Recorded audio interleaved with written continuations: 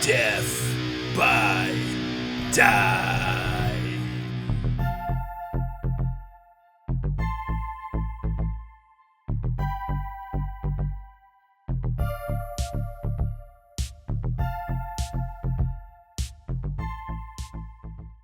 Hello and welcome to the next episode of Let's Get Critical.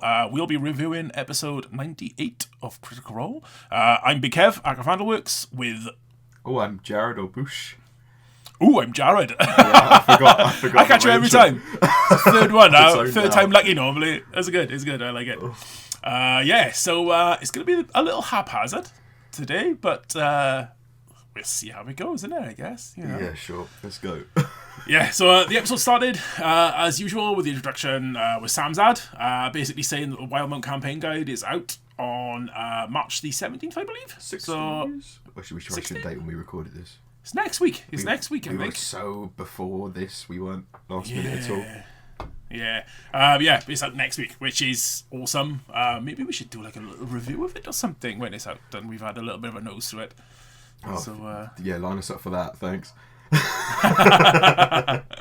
And the other part of the intro, which was pretty cool, was Sam making Ashley do a little a cappella of the Which I know D&D Beyond theme Arsqueef song. did actually put to the thing on Twitter as well. Oh, nice. He did he? Yeah. They said that after one, and she was like, "Oh, please don't, please Yeah, don't." he obviously But, did it, I think, within the first few minutes. Yeah, Arsqueef provides. Well done. Okay, so we carry on straight from last week, which was pretty cool, with Essex's apology. So Veth mentions to Essek that she's now a halfling, in case he hadn't noticed. You know, okay with that, because it was in his tower back in Johas where they tried to... well, the first sort out, time but it when they didn't found work. out about the curse. Yeah, it's a nice curse. I like the bit that you referenced in the last episode. Yeah. It's like they've left Marion back at the palace, and it was just like, was it yeah. agrophobic? Is that the right one? Yeah, agoraphobia. Yeah, agrophobic person they've just abandoned. Yeah, that was quite amusing. So Jester goes running off. I gotta go, and Ford goes with it. And chucks his hat. Oh yeah, he does. Yeah, there was a little bit of a conversation about That's that right. one day. It's like, should I keep it? Should I chuck it? But so Essek and the party have a bit more of a chit chat. They talk about how safe he feels and basically not much at all, and he does have some. There's a lot respect for the between assembly. Essex and the Assembly is the main part here, isn't it? It's basically Yeah. he wants knowledge, and he's going to basically try to attempt to guide the Assembly all throughout it, and basically try and get the beacon back that he gave away, but with prisoners as well, isn't it? It's the whole prisoner thing as well. Yeah, they give prisoners. I think it's Both of them have prisoners. I think they're swapping basically. Did they confirm it was the ones that Essex said that he'd killed that they'd had? There was one from the Service Assembly, one that Caleb went to talk to. I'm not sure if it was Thingy, weren't it? The girl. Yeah. I don't know. I don't think they specifically said. I don't know if it was confirmed, but I think someone brought it up. I think someone hinted at it. It was kind of an aid, isn't it? Astrid? No, that's a different one. It wasn't. Okay. He thought it was. He went in there thinking it might okay. be Astrid, and that Matt might have sewn those two threads together, kind of thing. But he went to see Astrid back in. Oh yes, of course he Brexitrum. did. Yeah, So the woman I'm wondering if it is the ones that they said they'd had prisoner. yeah. They could be anywhere they have prisoners. That's the issue. Yeah, they might have faked their deaths, kind of thing, just to be like, oh well, I'll just say that they're dead, and maybe just to please the Bright Queen, possibly. We'll find out. So they do talk a little bit about the Service Assembly. In the mountains. What did you think about this bit? Well, for a start, I spent the first about 45 seconds trying to remember who the hell everyone was, because about 7 names were getting flown around. So it's Martinet, Dorogna, and then there was the other. Who was Caleb's? I can't remember. He was mentioned a couple of times. Trent. As well. Yeah, Trent. So they were the 3 main ones. I'm pretty sure that were mentioned. Yes. So they don't trust Martinet. No. They don't really know what Dorogna's stand is in this. Yeah, I like the fact that Essex said that she's clever in her own way, Yeah, which is kind of intriguing. Weird thing to say. Yeah, I think that's going to be a little thing that we'll look back on in a few weeks and be like, remember when Matt said this about Dorogna? I'm going to have to rewatch this campaign at some point just to figure out what all the names are. Oh, God, yeah. 'Cause I swear there's more complex names in this campaign than there were in the last one. Possibly, yeah. But to be fair, we've seen the first one a bit to kind of remember it. Yeah, I did binge it for about 100 episodes. So. Yeah. So they have a little a chat about that, and I still think there's going to be something happens when they get to the meeting. Oh, 100%. It's Kraken time. I'm keeping to my guns. I'm sticking to my guns. It's Kraken time. It's possible. Because that would be awesome. Imagine a massive sea battle against a Kraken, like Sea of Thieves. Oh, I know. Yeah, that would be really cool. That'd be sick. Yeah. Yeah. So Essek does apologise. Clay accepts his apology, but Bo doesn't let Card speak for her. Yeah. So we're pretty much on the same page here, where we think that Essek is gonna kind of have to earn their respect again a little bit for all the stuff he's done. So. It's very much the thing of like, I don't know where he stands in all this. Like Essek could very much still go the two ways. Of he could be playing them like a fiddle, or he could just actually be genuine. He could have got in over his head. And I'm noticing, be like, normally they insight check the living hell out of anyone. Essek, they don't seem to be doing much. Yeah, I kind of noticed that as well. I was kind of almost waiting for Bo to do a lot of inside checks and Clay as well, because they are pretty perceptive in that sense. With well, Caleb, I think in this would be, because I think he did one in the last session. But I thought like after all of this stuff he said, I thought there might have been one, unless they're working off passive. So Caleb tells him that if he hopes for a second chance to step very carefully, and Veth kind of just says glide. As we all know, Essek likes to glide around instead of walk, because that's his thing, that's his gimmick. Bo checks a history on the Organ Trust. I hope I'm saying that right. It's the Crown Spine Network, and it has a tense rivalry with the Cobalt Soul that she's a part of. And the Lens, on the other hand, is the Bright Queen Spine Network. So they were names that would, I feel, they're going to very much be important soon enough, especially the Lens. Yeah, absolutely. I think that's where they were saying. I don't know if you remember, like, but probably like when they were in Johas and they'd started gaining the trust of everyone there, and I think Essek was kind of talking to them about like certain things where you were saying, we believe that these things are happening. Yes. And it's like it just as soon as they said the Lens and all that, and I was like, that's probably how they are finding out about what's all going on, and how the Empire kind of know maybe a little bits about. Very much so. There's there's so much they could go through at the moment. Yeah, absolutely. I think that's pretty much about the whole thing, isn't it? You had Cad's whole speech, which was kind of very, very Taliesin, where the best they can do is stop the bad things if they can safely punish the evil. I kind of feel like Caduceus is like almost like the Buddha. Yeah. Or like the. Yeah, I try to remember the person I'm thinking of, the Dalai Lama. Yeah, who's always got advice and wisdom. It's not necessarily makes sense, but it just feels like it's good. It feels like a convoluted metaphor even when it's not. Yeah. It's that sort of thing. It's always good. Yeah. It's kind of like everyone's panicking. Caduceus says something. They're going to see the mystic cow still man panicking a little bit. But on the hill. The mystic cow man. That's basically what he is, isn't it? He's a mystic cow man from the graveyard. Yeah. Yeah, because they do actually ask Yasha about what she thinks about the whole thing, and she was basically like, well, we kind of like didn't really care about Dynasty or Empire. Doesn't really care. She's very much in the middle, and she doesn't really care about anything as long as she's alright. Yeah. Veth's point here about basically how you almost see what Veth's main reason for revenge wanting is the fact we forget about this, is the fact they kidnapped her husband. Yeah. And that was Essex technically who did it, and she wants the payback.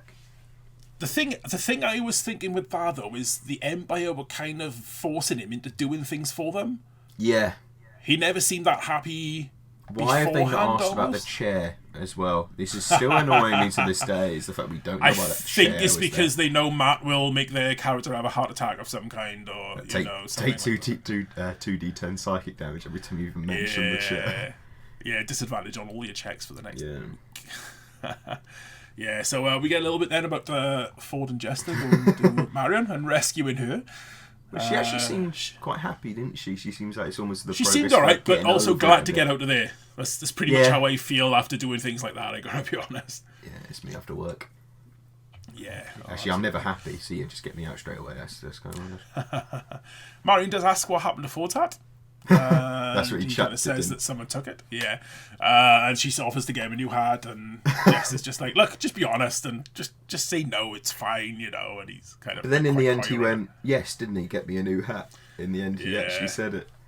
Yeah. I think Travis was phenomenal this episode. Yeah. The next bit, because they have a bit of a conversation about that. Then the party kind of meet up with them. Then don't they? They get. You see more about Caleb's Vault of Amber, which is a really cool little spell. Yeah, that is really nice. I gotta be honest, it's quite flavourful for Caleb as well. It sounds like something he would kind of want to come up with. And also, it kind of means that if you have a wizard, a bag of holding in a party necessarily isn't essential. Which could be kind of cool. Otherwise, when anybody only play D&D, it's normally quite an important thing to have. Yeah. Oh, absolutely. It is like a bag of holding for anyone who doesn't play D&D but loves the show. Like they're well, it's like the haversack they have, ain't it? But just a bigger version. Yeah. I mean, the haversack is pretty good, to be fair. Like, as long as you stick some things in it. So. I gave my party a bag of holding really early, just so I didn't have to bother messing around with all the encumbrance rates. So I was like, okay, you've got this just to save me loads and loads of effort. See, in my game, I don't think they've got one yet. No, they don't. I think I'm going to make them earn it. I'm going to rub my hands with glee there, and I know for a fact evil smile on my face. Yeah, you have. Well, I have for the next one, but you've left a hell of a mark. So, yes. Caleb puts their rather swanky clothes in the Widowgas Vault of Amber. It's not actually called that, but they keep on. It's that running joke of this episode is that every time Caleb casts a spell, they ask if he named it after himself. Yeah. Was it Travis was saying, I think maybe you should perhaps start naming spells after your friends? Yes. Like, for instance, Ford's something or other. So the party begin to prepare for the journey. Jester goes out to get more fabric. Not surprised. She's definitely preparing for the Traveler-Con. Veth simply spends a couple of nights with her family, which is really cool. Yeah. Caleb, that natural 20 with Fortune for a 30 with Fortune's favour. Yeah, trying to find out about that collar. That's quite interesting. I think Babel probably turn into like a side quest kind of thing. As he goes looking for that. It seems like it's that sort of thing that Matt's like, I didn't expect you to roll this well this early, kind of thing. Yeah, I had something planned for this a bit, and now okay. And the idea of a floating kingdom having crashed in the north. That's going to be ripe for kind of like it's also bizarre he didn't mention Draconia. A little bit. Because I was like, that one's really close if you look at the map. And probably the most recent to fall. Yeah, I mean, if this season is 20 or so episodes, 20 years after the first season. Draconia probably fell... I remember there in some wait time, so probably about 21, 22 years ago, which isn't that long ago in the grand scheme of things. Like, a lot of these were alive for it. To be fair, it was kind of out on its own kind of place, so it may be one of those things where, like, Caleb from Rexentrum lives up towards the north. Yeah, so it's kind of like the opposite end. He probably wouldn't have been there because it's part of, like, the dynasty is almost in the way of it and stuff, so...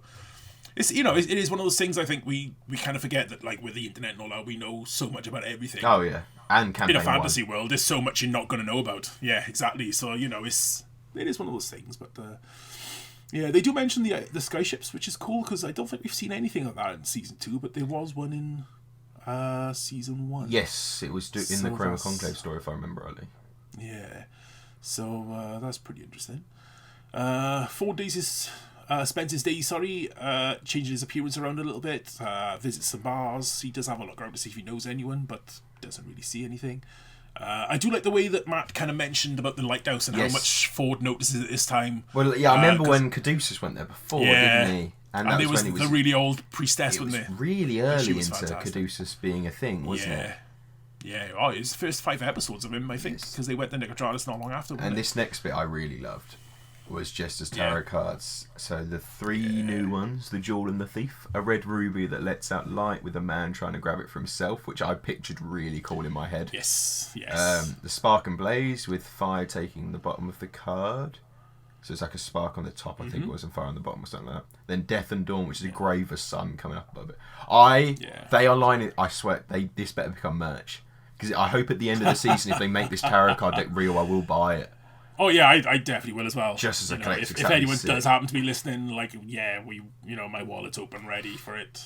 Get up on the UK shop and the American one, obviously. But get the EU one, more important. There's more of us in the whole of Europe. Absolutely. Yasha decides to go and play some instruments. It's cool. The bone harp on the beach.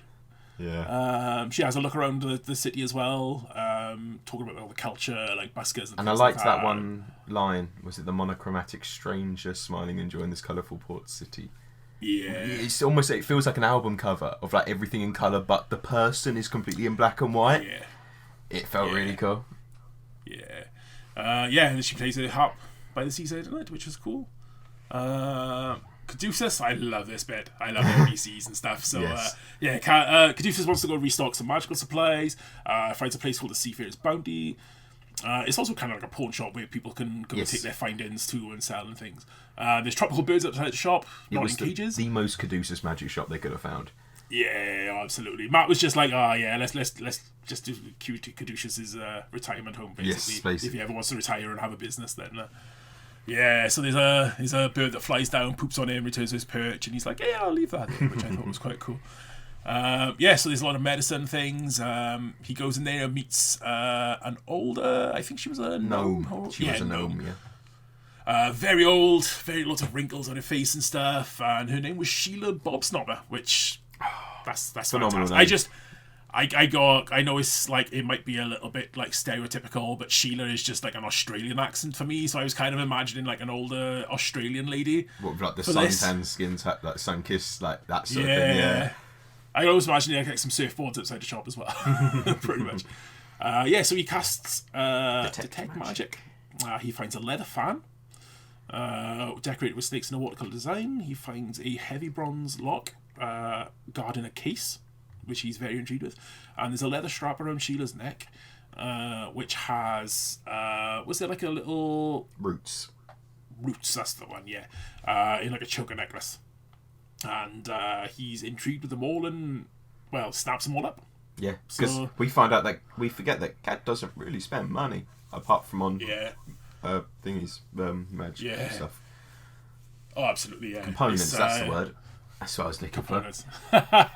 Magic things.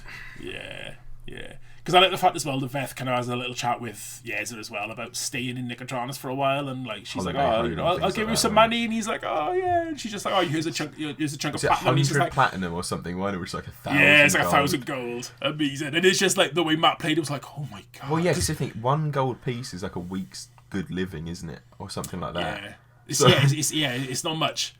So it kind of also brings in as well that I think a lot of people, when playing Dungeons and Dragons, forget how much gold value of gold is worth. Because like in my campaign, I try not to reward them too much with gold. Like if they get 30 gold each, that's quite a bit of gold. Mine have gold, but then what they forget about is most of the stuff they want costs a fortune. Like one of mine wants his dagger enchanted, so he had to pay like 500 for it made, and this dagger to enchant is like $2,000, and he's like, what? I'm like, you better start saving. Yeah, it is easy for people to forget about that, but if you get some gold in D&D, you treasure it. Excuse the pun. I like it when you call me things like that. So Cad offers 900 gold pieces, and she does like it. Oh yeah, because that's right. He polices a bit of pink lichen on the counter from his armor, saying that's what he uses to dye his hair's not pink. Well, it is, but only because he dyes it with fungus. Dyes it, yeah. I love that as well, touch. To be fair. That was such a cool touch. Yeah, he is such a fun guy. Kev, just leave the call. I'll take over. Kev, no, okay, no, we're not. We're no more fungus jokes. All right, that's the new rule. You sure there's not much room left for? I will kick you out this Discord call. So Bo decides to go on a little bit of a walk around. She hears the mostly pleasant sounds of a harp. Yasha's a way off, but she does see the source. She nods and smiles, kind of just, appreciating it from a distance. I'm kind of surprised Bo didn't, after the lobster taco and the fish market, I'm surprised something didn't happen there. Part of it is probably the fact that she almost knew Yasha wanted peace and quiet. Part of it is also probably because of role-playing and time it already was at this point. Yeah. Plus it's a good chance for her to meditate. And, that's a nice thing for a monk to do as well. So, the day of the departure. Dun, dun, dun. shit's starting to get real. The way Matt described this, I think a special mention's got to go to that, where he's saying, like, the actual, the energy around the city, the atmosphere is just is just absolutely crazy, and the city's going kind of mad. There's all these ships, and they're finally kind of going, and something big is going to happen. I think that was a really nice little build up. So that was a rather cool. It's on this day. There's the Veth and Yeza conversation as well. So there's that. Yeah, it was quite interesting. Yeza getting a tan. And then, we've got 10 minutes. Take off your hat. That's just Sam Riegel. That's not Veth. That's Sam Riegel. No, I think because I think Veth and not are just Sam. As a woman. Just with a slightly crankier sounding voice. Yeah. Yeah, so, we come up with a break. As we get back, we've got 395 miles of travel to the designated location. So probably around 9 to 11 days under optimal weather. Which we know in D&D is never a thing. Yeah. You're never going to go, you should have 11 days smooth sailing. I know, yeah. Well, that's the thing as well, is like making sure your ship gets in one place, because when they were heading southeast, I believe, was it, or south, when they were going to sea with Avantika, the ship barely got there because they were going through the reef, and basically the ship needed so many repairs afterwards. If you're about going to Dark Zone, that was south. If it's that whole thing. There was the bit before when they got to meet Avantika before they got to Ducto. Because they got all the reefs to kind of navigate, and they had to do all the checks. It's just like, you've got to put a bed up against the thing to try and get it put to the lens. Didn't Caleb make his bubble? His Lehman's tiny hut, didn't he, to basically stop the... Yeah, so fingers crossed they will actually get there. More of that later, possibly. So they all assign their positions, and, we kind of remember that everyone used to be a ship hand of some kind. Yeah, I forgot about these roles that they had. Bo's first mate, Jester was a carpenter, Caleb was the navigator, I believe. Yes, because he knows where he is at all times. And who was in charge of the gunpowder and cannons? I wonder. Knots was. Yes. So now it's fair. Yeah. You can see him rubbing his hands at that moment when they're just like, I'm in charge of the cannons! You've also got Shelda, who was a new person on the boat. That's quite interesting. Half-elf. She just sounds like a 16-year-old Bo. She's 19 or so, fairly scrappy. Yeah. And basically a young Bo is almost how it's described. Jet black hair, short in the back and curled in the front, obscuring an eye. Typical, like, almost slightly goth, punkish 19-year-old headers. Yeah, she's an emo, basically. Yeah. She'd be listening to Chemical Romance all the way. Hey, don't diss my Chemical Romance. It's not the time. They do discover the magic items and what they do. The fan. The moment he said it was a fan, I thought it was going to be this, and I'm so glad it is. Yeah. That poor seagull. The thing that made me laugh with this as well is literally last week that she said that, like, seagulls are the pinnacle of beauty, and now she just knocks one into the ocean. Yes. I thought that was fantastic. So they find a couple of scrolls as well, which was interesting. I'm surprised. I was thinking they were going to be something a little bit more than this. I thought it was going to be one scroll that was something a bit more. Yeah. Yes. A flaming sphere, which Caleb already has because it's fire based, and telekinesis. Telekinesis is a ridiculous spell. Oh, is that 6th level? Potentially. Which I think is like a good couple of $1,000 gold normally if you want to buy that spell outright. Yeah. So it worked out. Yeah. I love the fact as well that they kind of did this while they're on their way. Yeah. We can't buy paper to transcribe it. I was also like, it's a dangerous thing to open a mystery box on a boat, because if it blows up... Mm-hmm. I thought they can do it on land where it's safer. Yeah. So we're into the journey. The first few days pass. No real issues or anything. Nice weather. Jester's just carving figures of the traveller, and Caduceus is hanging around at the crow's nest. Bo decides to go and kind of give Jester a hand. She's got a jewellery kit, so they decide to make some necklaces as well, perhaps. And high-ranked memories. Yes, which was going to be the and more glitter. Yes, the glitter. And then Talison's comment here, isn't it? One of the good things of this world is a lack of glitter, and now that is ruined. Yeah, I sympathise with that because I hate glitter. Glitter's the worst. glittering birthday card when you open a birthday card and it just goes whoever everywhere. does that is just the worst. Just tiger uppercut them. Just, yeah. No, don't like that. I hope I haven't left myself open to glitter bombs now. God. Don't worry about that. Yeah. We get a mention of someone that we don't get mention of very often. Sprinkle. That isn't, yeah. Technically they're in every session, but yeah. Jester actually remember. I want to know where she was in the party. Well, where he was. Yeah. Where Sprinkle was. Yeah. So it's cool that he's happier with his bath and stuff from I'm a few episodes ago with the surprised Asher. that he's still happy. Well, yeah. I mean, he's happier. So that could just be like less grouchy. I guess he's not dead anymore. Still very grouchy, but yeah. So her next character will be a nice ranger again, but with Sprinkle, like a little Weasley Sprinkle thing. No, she'll come back with an owl called Thaddeus. I keep on expecting Professor Thaddeus to show up somewhere. I'm surprised. It's one of the first times we've been in Nicodranus, and she hasn't actually. It may have not. It may not be in Nicodranus anymore. It probably is left. But, if I'd have lost a pet in Nicodranus and they'd flown off, I'd probably have a little look. I'm going to be honest. Yeah, I don't think Bo really cares anymore. I think Bo's past it. That whole episode where they bought him was hilarious because Travis's face was just like that kind of like. It was parent, he was in dad's practice, wasn't he? Yeah. So we get a nice little conversation then between Bo and Yasha about sensing the weather and Storm Lord. Yeah, I can't wait to find out more about the Storm Lord. Because he's such a. I'm looking forward to be able to read about him in that book because he seems like a really mysterious deity that I don't know if he's like just because normally they have like some sort of like thing, don't they, that rule over something. Is he literally just storms, or is he like the sky as a whole, or what, or is he just like a being? Yeah, who is just it's one like of those an things elementally I think type of thing. Right? Yeah, I'm kind of wondering if it'd be something as well that sailors would potentially know a little bit about. Because it is something that you don't want to see as a sailor. Yeah, as almost a storm. like prey to him. It's almost like if we do get one, then it's like a small deity like that. But the fact that a barbarian's come along and she's kind of like trying to like harness his power, and he's chosen her to kind of be a fighter. Because they do basically point out, it's the first time I remembered the fact that we haven't had much of Yasha's story. We've had more of like the overarching thing linking to Yasha, but they had that whole fight on the boat against the weird invisible storm thing for everyone else. And things like that, and we feel like there's a lot more of that to come. Yeah.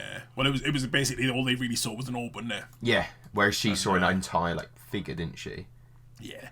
That was a really cool scene. That really was. To be honest. So Yasha decides then to join Bo and Jester for some arts and crafts, which was cool. So they spend quite a bit of time doing that, which is nice. Some more talk about the Traveller and the fact that Bo is basically still hinting the fact she doesn't trust him at all. Which is fair, but he is a creepy. At the same time, he may not be a god, but he still managed to grant someone powers potentially. Yeah, and I do like the way that Bo was kind of mentioning that maybe she had those powers all along, and Jester's like, well, maybe, but he still helped to show me use them, which is still kind of something to admire.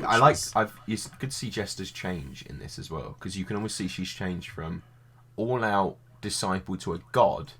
To more, she's almost grown up and matured a bit in the fact that she's less like gullible and almost like prone to like tricks. Basically, yeah, she's just been slapped in the face by some realist, some news and things, and yeah, it was really cool. I really liked the little interaction. And then you've got them all trying to make Veth swim, don't you?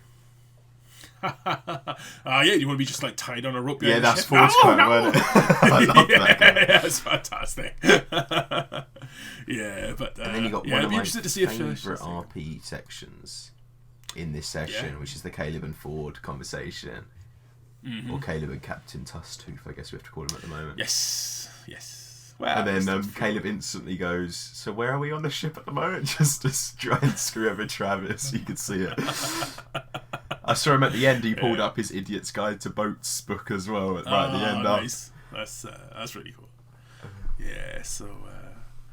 It's a nice little interaction by her again. Yeah. As well. I might as well not bother saying that because we know they're all pretty interested in our sense. Oh yeah. There's no one I'm going. I don't care about them. Yeah. I like the way that Caleb is saying that Ford has changed a lot since the first time they were on the ship, and I think that's true of most of the party. To be fair. I think Ford's gone the biggest change. Though. A lot of the others have just got more trusting. I think Ford's... He went from almost quite a sullen individual, really. Yeah. And to quite a happy... He's almost basically done the flip of what his gods are, from creepy, serpentine, Davy Jones, sea serpent, evil thing, to quite happy, loving, wild mother. He's almost that personality switch has happened as well. He was very much, like, especially in the first, like, 10 or 20 episodes as well, where he was almost trying too hard to be that guy. And now I think he's found who he is. Ease with himself. He's discovered Jester's himself. A massive, you can see how Jester's influence on him as well. Yeah, definitely. You know, so... Yeah, it's I just like the way all the characters have kind of interacted, and you can see little bits of everyone on other people now as well. I also completely forgot about that once Ford had his sword to Caleb's throat as well. I completely forgot that was once an interaction right at the start. I gotta be honest, I had completely forgotten about that. Because when they were talking about it, it was like, what was that bit? That was very much near the beginning before any of them trusted each other. Yeah, absolutely. Also, is this the first time Ford hears about Caleb killing his own family? Potentially. I don't think Ford knew. I think it was only Yasha, Jester, and Veth that knew before this. Yeah, it might be. I don't know about Caduceus if he knew as well. Caduceus knows everything. Of course, he knows. Well, yeah, his passive perception is just like, yep, I can read your mind. It's not as high as Euphodos, Kev. Who? Oh, that dead total in my camp. I mean, now dead. I mean, he's collecting hats. Well, he's going to be missing for a while. So we do get some turning weather. It starts off getting a bit stormy, and it's still fairly quiet on the journey, but it does get towards the night, and Yasha goes sleepy butties and has a bit of a dream. Dream sequence. Yeah, this sounded fucking so good. I've got it. Like the running forward, and then like the crevasse kind of appearing in front of her, and she leaps, and Matt is just like, you're falling. So we just do a quick what rundown. What do you want to do? You know, and So she wakes to hear a welcoming rumble, so similar to the one, and also Matt did the sound cue as well, didn't he? He had the sounds going. He was like, I've got to get the track in. And she falls asleep to the sound of thunder. And then she sees shackles that once bound her wrist now broken. Up she sees the flash of light in the clouds above. Expectation warmly lit before her is a path. She absolutely walks it. A bolt of lightning blasts the ground 100 feet from her. Her vision blurs by the light, but she keeps walking. Another bolt shattering glass. That was an interesting little thing. Yeah, I don't know where that glass come from. I'm wondering if it might be representative. Of almost like at the time. It could be anything, to be honest. It's a dream, ain't it? So next bolt hits the path right before her, scattering it into a chasm before her. It widens as she approached the edge, and Ashley literally just goes, "I jump," don't she? And that was... Yeah, there's no hesitation there. He's like, what do you want to do? She's like, I jump. She falls. I love this bit as well. As she looks up, all she sees are electric eyes in the clouds staring at her. And she reaches a hand out, asking for help. And in typical God way, it just says, prove. Yes. Consume. Yes. Wrong one, sorry. Yasha pushes through the pain, focused to keep contact with the cloud, and she has to make a wisdom saving throw, which she hits a 10. Yeah. Which I think was a pass. And then, Possibly. and then she bamfs out her wings. And I think what she notices now is that the skeletal black, isn't it? They're now black feathers, which is really cool. And then it goes, you are worthy both of my guidance and your own acceptance. He will not let her stray. I loved that, and your own acceptance, because I think that's been her biggest thing. Yeah, and that's one of the things I like about the whole Fight Club thing a few episodes ago as well, where she basically just took a beating because she felt like she deserved it almost, and she just wanted to feel pain for the things that she did to people. I thought that was really nice. And then Travis's face was this was the most brilliant bit, was when Matt then goes, Ford, and you see Travis go, I was enjoying that. No, what? I will, yeah, there'll be some of his facial expressions during this bit because they are fucking fantastic. I have done this to my players multiple times and it is so much fun. Yeah. The beautiful thing with Travis as well, I want to mention, like, from an outside of role playing as well, is just how into it he is for other people's story he's arcs basically as well, one and of how us. his expressions are. Yeah, I think he forgets half the time he's at the table and just watching. Oh, definitely, yeah. I'll have to like see if there's made like a compilation of like all the best screen grabs of Travis's face during like important moments, because there's so many good ones. But yeah, talk about his dream. A night of restless sleep came to him, whether by rain or just everything to come. And as he falls asleep, he sees himself in a forest alone, with no idea where to go, which is really interesting. So I'm not sure this is Wild Mother themed or what. It felt like the conflict is almost still going on there.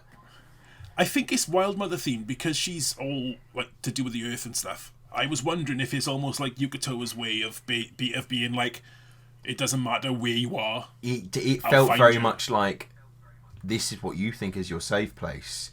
Mm-hmm. I don't care, I'm coming. Because then he summons his, is it Star Razor, his sword? Is that what his name is? It's something like that, isn't it? Yeah, he goes to summon a Star Razor. Yeah, and he sinks into the earth to listen to the voice of the Wild Mother. And the sword that he pulls out is not the rune blade.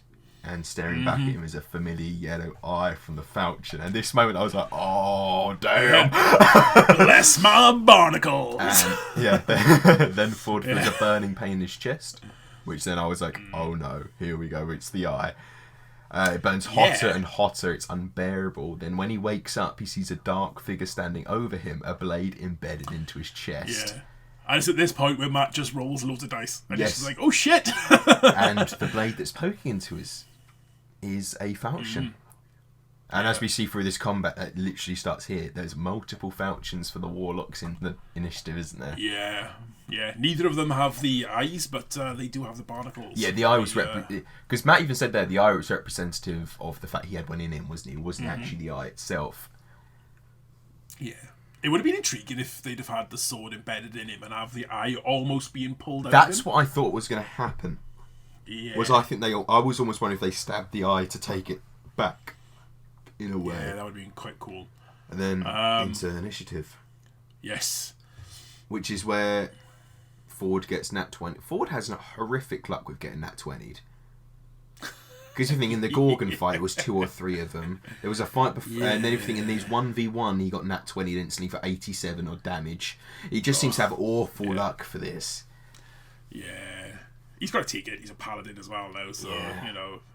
Yeah. Yeah, but he takes 48 damage for getting to go. Yeah. I love the imagery of this where he just leaps out the window almost using the was it the Misty Step, I think it was? Oh no, it was just to, like, something else, wasn't it? It was a different spell. Does it say here? Fast Step.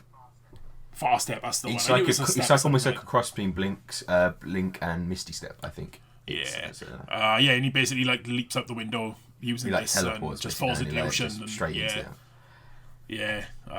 Then he starts climbing up and he notices there's already a couple of creatures climbing up the side almost of the like thing. Fish-like, humanoid-y things, isn't it? Yeah. I think that's where this whole thing is going to be going. We're going to see a lot of those creatures. And the fact then in the beginning of the second round they start casting Eldritch Blast, and because Ford's not wearing armour, his initiative is armour class only a 10. Yeah. Oh, that's so nasty. Yeah, because I remember you guys, so it's 10 plus Dex, and Ford goes, so 10. You're like, I feel that pain. When I'm currently playing D&D at the moment, my Goliath Bloodhunter has only got AC of 12 because we've had to go into a really quiet place, stealthing around, and my armour won't really allow me to be stealthy, so I'm kind of need to get some different armour, boy. Well, I've got like some magic chainmail that negates natural 20s against me, so... Oh, I don't know. Yeah. But, everyone starts waking up then, I believe. Pretty soon after, Orly and Marius are trying to help Ford, but they notice these other people. Orly uses bard They get stuck into a... Yeah, it's so nice to see a bard being used. So Jester wakes up. I think she's the first, and she uses Blade Barrier. Now, this is a spell, I'll be honest, I had never heard before. No, I had to as look soon it as up. Matt said it, I was like, what's this? What is this? And that's nasty. And this is also That's where a hell I of a felt spell. really bad for Matt, because it was that messy thing, wasn't it, that came up here? It was a lot of thing of mixed between what people thought it did. Yeah, because it's a cleric spell, and obviously, as you know, I've never played a cleric to this high level.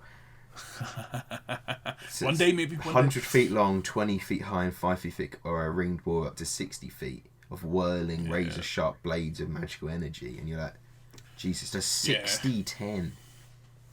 Yeah. That's a hell of an area as well. Yeah. I like... And that's I a wanna go weird this cleric spell. Yeah. Like, I'm a fan of being a bard, so, like, going College of Lore and taking this as a spell is just... yeah, like, I'm like, I want one of them. That's sounds really cool. It would be awesome as well if you could, like, almost thunderwave sections of it into people. Yes. Almost, like, use them as missiles and stuff like that. That'd be really cool. So there's a panic. They're all on the gun deck at this point, not just in a hammock between two cannons, I believe. Yeah, she suffers a little bit. But she doesn't get out of bed for like 6 or 7 rounds.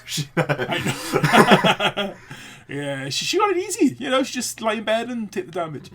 The sea spawn. These creatures sound so good. Lots of tentacles and slimy. I can't wait to have them. Yeah, absolutely. And then I'm gonna mess the living hell out of them and ruin them. Yeah. So, what was your favorite moments during the fight?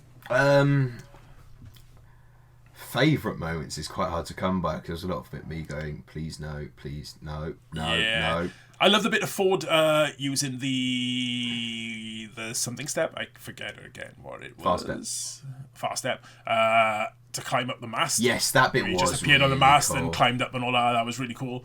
You just imagine just like stormy weather, and he's just up there almost with his top off, falchion in one hand, grabbing onto it. And just, I hope so. It better be. Yeah. Yeah. Favourite moments are a lot harder to come by than moments I slightly defecated myself. Because as we're going through, because there's just a lot of combat stuff. There was. I think there's the moment we both. I know Ford obviously technically is down and has died, but I know this isn't actually what we should care about more. Mm-hmm. But Orly, I know, is dead. Yeah, and I swear to God. Yeah, it's terrifying that this might actually happen. I don't know how many diamonds they have to. Caduceus just went shopping. Yeah. So I hope. It's possibly. I'm pretty sure Jester has one. But also, we haven't had a resurrection ritual this campaign yet. We might get 2 in the next couple of days. Well, one of them can be revivified. They've still got time for that. Yeah, if they're quick. Yeah. Yeah. But I don't want Orly to die. You could tell we both care about Orly because he's just awesome. He made me make my talk. We've kind of, we've kind of slowed down with our talking because we're just thinking like. It's that thing of like, it's not much to say, is there, other than like, please no. Absolutely. Yeah. So. And the fact that it ended with just that speech that Matt did. Of the 9 standing in the pouring rain on the deck of the ship, 2 scattered pools of blood, 2 lifeless bodies. The storm flashes overhead. The other ships are unaware. As the party realises what happened, the events may have led to this, and the gravity of what must be done. We end the night. Yeah. And you're like, what? Yeah. No. Come on. Yeah. At least it's a minute has passed since I've said this. What do you want to do? Revivify. Too late. No. And you're like, dead. Oh my God. Yeah, maybe Travis will come back as a Shelder. It could be. Yeah. Could be some foreshadowing. You never know. You know. Or he comes back as Molly Muck. Oh God! Imagine that. That'd be hilarious. That'd be bizarre, wouldn't it? But he almost wakes up with a different personality in like Molly Muck's body or something like that. Yeah. It could be almost some weird. Because obviously. The fact that I saw a lot pointed out in the Twitch chat was Travis jinxed it because he wore the Molly Mock shirt.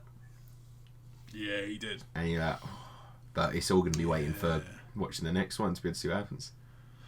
I know, yeah, like, there's so many things we could say what might happen. Like, are there anyone else Kraken fight. Be like, what's going on? If this doesn't happen now, I'm going to be gutted. What do you mean? We just had a Kraken fight. I really enjoyed it. Yeah. I hope they get making efforts grown, people. It did. I heard it pretty well. I think I felt it as well. You should. Yeah. Yeah, I think there could be some sort of large creature that happen at some point. It feels like you've got an armada of ships. A Kraken would be so cool. I wouldn't be surprised if they did do a Kraken, if they actually start with maybe the Empire and the Dynasty starting to get really agitated against each other, and someone opens fire, and a war starts, and then a Kraken appears, and they've got to be like, actually, we've got to work together here to kind of sort this out. Then everyone lives happily ever after. Unlikely. Hold on. Right, okay. Going tinfoil hat theory time, right? Okay, go on. Ford's dead, right? They keep his body on the boat because they currently can't do anything.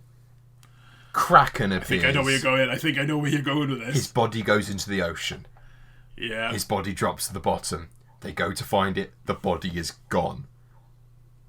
It's going to be hard to find, to be fair. No, I'm saying Ukatoa, one of his minions, has taken the body. Mm-hmm. Travis has a new character. Later on, they have to fight Ford. They fight Ford's as whatever the hell he is. Yeah. I'd like to see him almost kind of like, you know, like where the cocoon kind of made him bigger and buffer looking. If Ukatoa almost does the same thing. The only reason I think that might not happen is because they've already had one encounter against a party member this campaign. With Yasha. Yeah. But I want a Kraken fight. Yeah. I don't think Ford's going anywhere. I love Ford. They'll get it back. There's a good chance I think they'll be able to bring Orly back as well. Yeah. But I hope so. Well, if they have two clerics. They probably will be able to. Yeah. I don't think Revivify takes a lot of time either, does it? I think it's one action, I think. Yeah, so you could do 10 times in a minute, potentially, but... Although it's been a couple of rounds already. Yeah. Yeah, one action, diamond worth 300 gold pieces, which as well consumes. Yeah, I think they're gonna have to do something. I was actually wondering during the fight if Jester may message Essek and be like, "We need you." Yeah. And I was kind of wondering if Essek might have to kind of teleport onto the ship almost and prove. You know, imagine if he'd messed it up. That would be hilarious. He just ends up in bed. He forgets to put his disguise on. Just a drow appears in the middle. I reckon that might have happened if Caleb went down. Potentially, yeah. Yeah. That would be a big moment, to be fair. Like, if something happened to Caleb and Essek. It kind of reminds me a little bit of Vax and Gilmore. Yeah. In a little weird way. It's very much Liam and Matt. It's very much like, because they're very similar characters, Caleb and Essek. Yeah. And it could almost be, if something happens to the one, it could genuinely spin the other out of control. Because if one of them almost looks at it go, especially if something happens to Caleb and Essek goes, so that's the good version of me that did all of this and that still happened to him, what's the point of me being good? Absolutely. Yeah, definitely. Excuse that little noise. My sister's dog has just walked in the room and sneezed, which is fantastic. But yeah, so I think the next episode is going to be like the whole kind of like, how do we get these people back? Hopefully they've got diamonds and stuff to use. Yeah. But I'm not certain on that. Your most valuable roleplay, Kev? I'm genuinely like, I have no idea for this one. Ford. Yeah. I think he had so many conversations as Ford. Yeah. That I feel like he really deserves this one. Yeah. Just Travis, I feel like had a hell of a session. I think I'll just agree with him, to be honest. Yeah. I think they've all got like some really cool moments and stuff, like the way Jester was with her mother and all that, going back to her and that whole thing. Even like the lighter moments with Ford and his hat, though. Yeah. It had a little undertone of it that this meant more than just the hat and things like that. And I'm like, well done, mate. Yeah. The Ford and Caleb moment as well was really nice. Yes, I loved that conversation. Yeah. We need more of that. Definitely. I love those conversations between people. It's the what, sorry? Caleb. I don't know what the ship name is. Oh, right. K-Lord. How's that? Lord. K-Lord. Okay, yeah, my lord. with a slightly German Texan accent, that would be quite cool. Yeah, so yeah, I think Ford gets our MVRP of the week. Yes. No, absolutely. Right then, well, I think that's where we'll leave it for today. Thank you very much for listening. If you got through this 49 minutes worth of me and my nephew just bumbling on about Critical Role. And thanks to Crit Roll Stats and me, I didn't have to write notes. Yeah, I missed that. If anyone's listening to this and they think, oh, that Big Kev is a bit vague this week, it's because I didn't note as much as I normally did. So it was a 5.5 hour session. I could have to note the whole thing. I wanted to watch it. Next week will be different. We say that now. So, also, when we say next week, we mean 2 days' time. Yeah, well, I mean, hopefully we'll actually get to watch it a little bit earlier and record it. I'm not playing D&D well. this weekend, so I should be. Same here. Unfortunately, in one way, but I get to do I this. played it last week. I hope I'm DMing next week, so I'm alright. Yeah, very nice. As actually we'll mention a little bit by year. We are hoping to do some videos on D&D soon. Talking about mine and my nephew's experiences, possibly with other people as well. We're also going to be doing, because I've got a campaign session coming up soon, character creation for a monster. So that's going to be quite That's where I shine. Yes, homebrewing monsters is where I come in. Yes. And tentacles, obviously. Yes, but homebrewing monsters, that's my creature as well. Yeah, I'm one of those people that likes to buy a miniature because it looks cool and then be like, right, what can I use this as? Or do I have to create something? I hate you for showing me those pages of miniatures because you're going to screw me here. So I was looking for this could be really cool. I was like, but I'm not going to use it for 8 levels of the party, which brings me a year. But I want it. Yeah, that's one of the problems. Yeah. Absolutely. Right then, well, thank you very much for listening. You can follow us on the Twitter handles on the bottom of this screen that you can use with your eyes to see. Whereas there's no camera. So I'm now just I pointed as well. That's fine. It's fine. It just helps to just imagine a chubby little hand pointing down.